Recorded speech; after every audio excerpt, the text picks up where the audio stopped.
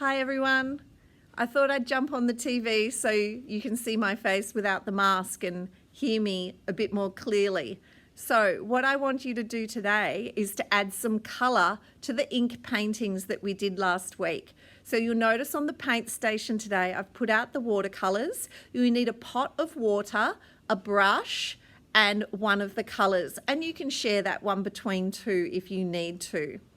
Okay, so we're going to add colour to the tiger. Now you might want to add orange and you might want to leave the paper white where you see. So if you can see the tiger next to me, he's got bits of white, he's got black, which you would have done last week, and he's got orange. If you were away last week, you can paint the entire tiger using the black watercolour as well.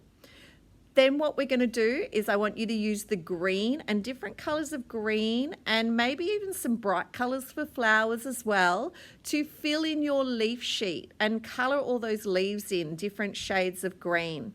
Obviously, when our work is wet, it goes on the drying rack.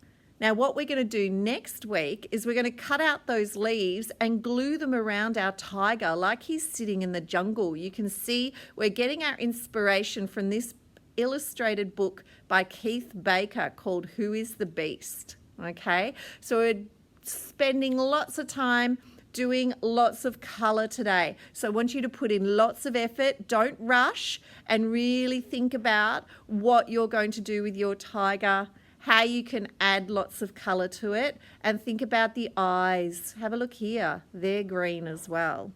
All right. Have a lot of fun, and when you're finished, we're going to wash that brush really well.